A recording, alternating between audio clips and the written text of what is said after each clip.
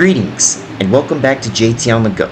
This is part 3 of my 8-part series and day 3 of the 13th inaugural sailing of the Disney Treasure. Today is our second day at sea, and we are still on course to Tortola in the British Virgin Islands. We are scheduled to arrive tomorrow morning. Today, I will be talking about some of the entertainment on board, basically the places on the ship where fun things are happening. Once again, we are back at the Marceline Market for some breakfast. I got something similar to what I had yesterday for breakfast. With breakfast out of the way, it's time to dive in. First are the cinemas. Similar to the Disney Wish, the Disney Treasure has 2 cinemas on board. Both cinemas are small, but both of their capacities add up to 170 seats, so get there early for any movie premiere. First up is the Neverland Cinema, which is on the starboard side of the ship. Photography is prohibited in these areas when a movie is playing, so we're gonna make this quick. The last time I was in this specific cinema was to watch Moana 2, which was back in part 1. Movies that were playing here today were Captain America, Brave New World, which is the next one playing, Mufasa, The Lion King, which is set to play here 4 times today, and as I mentioned earlier, Moana 2, which is set to play once today. The cinema on the port side of the vessel is the Wonderland Cinema. Sometime after the halfway point on this cruise, the new Snow White movie began to be shown in both cinemas, and that's what they played for the rest of the cruise. Both cinemas were packed during that time, due to the fact that it was shown on the vessel before it was shown in the States. The Wonderland Cinema has a total of 84 seats, while the Neverland Cinema has a total of 86 seats. Neverland Cinema has blue lights, and this cinema has pink and purple lights. Movies playing in the Wonderland Cinema are Inside Out 2, which is playing here once today, Moana 2, which is being played here once, and Elemental, the same goes for this one. Magic of Disney's Lookout Cay at Lighthouse Point, which is a National Geographic film on Disney Plus, is also being played here, and Captain America, Brave New World is being shown here 3 times today. Refreshments for both cinemas can be found here at Sarabi Snacks, next door to Sarabi, which I'll get into a little later. You do have to pay for snacks and drinks here. People who enter the Walt Disney Theater on Deck 4 can also get snacks from Sarabi Snacks. You can also enter the Walt Disney Theater on Deck 3. The closest place to buy things that Sarabi Snacks has is here in the Preludes. Both the Preludes and Sarabi Snacks serve popcorn, which is a go-to snack for theaters. Unlike the Neverland and Wonderland cinemas, the Walt Disney Theater is only open to passengers minutes before a show begins. Shows here happen twice a day and are generally during each dinner seating. Even though I came here to film this theater on a different day because I couldn't on day 3, the show they are playing here tonight is a Broadway-style show of Beauty and the Beast. Skipper Society is also located on Deck 3. They have trivia in here sometimes.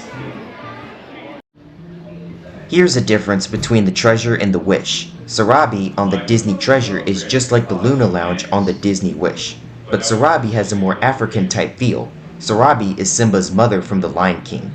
Sarabi can be reached on both decks 4 and 5 forward. The last time we were here was for the muster drill. A handful of events happen here. One of them is trivia. Another is bingo. You do have to pay to play. If you win, you can get prize money upward to $10,000 in some cases. Next up is the Triton Lounge. However, people have to be 18 years or older to be in there.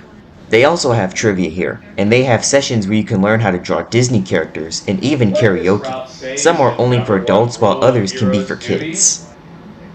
Next up is the Periscope Pub. At night it's adults only, and you can catch live music and enjoy great beer, wine, and cocktails. Periscope Pub is a homage to 20,000 Leagues Under the Sea, a Disney classic movie that inspired the ride. The ride itself was popular when it was operating from 1971 to 1994. Like the Triton Lounge, some events here are for adults only, while others can be for children. The Grand Atrium is the center of the ship, accessed by decks 3, 4, and 5. Right now, there are character experiences happening on deck 3. A few other events also take place here. There are screens all over the ship that can tell you when the upcoming activities are happening. You can also find answers to questions like this on the Disney Cruise Line app. On the outside of Deck 4, they have shuffleboard and are a great place to chill and get away from the crowds. Sticks and pucks are stored here right next to the board. The very center of activity happens on the pool deck on Deck 11. People can sit on the chairs and watch the movie being played on the large screen. The movie that is playing now is Cars. It's another beautiful day out here. Near the forward elevators on deck 12, you'll find the Toy Story Splash Zone, which is catered to little kids. This yellow slide here is also a Toy Story themed slide. Kids can enjoy having fun on this slide before they are ready to take things up a notch on the Aqua Mouse, when they are at least 42 inches tall to ride with an adult. The entrance to the Aqua Mouse is on deck 13. We are going to do it in part 4 when the ship is in Tortola. They were running it, but on days when it's windy, they require each raft to have 2 people.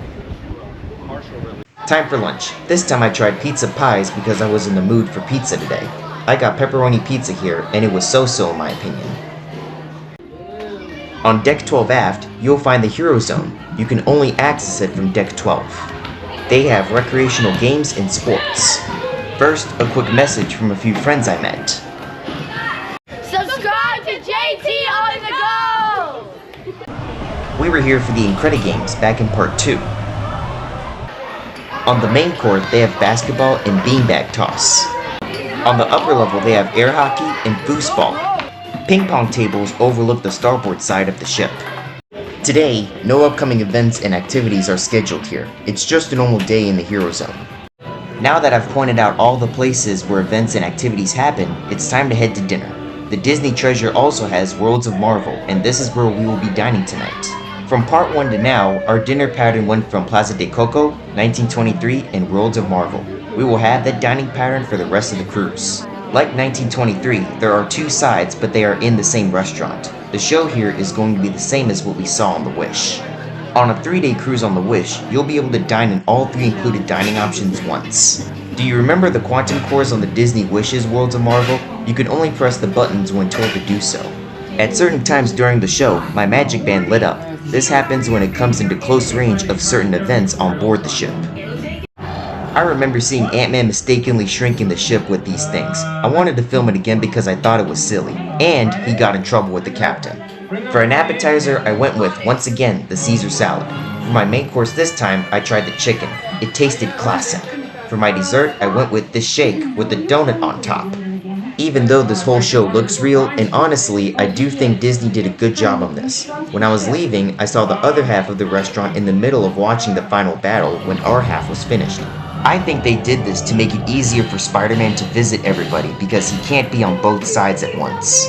Just like that, day 3 is complete. Tomorrow, we will be in Tortola in the British Virgin Islands, and we will be heading to Virgin Gorda to explore the famous Virgin Gorda baths, before returning to the treasure to film the Aqua Mouse. All of this will be featured in the next episode.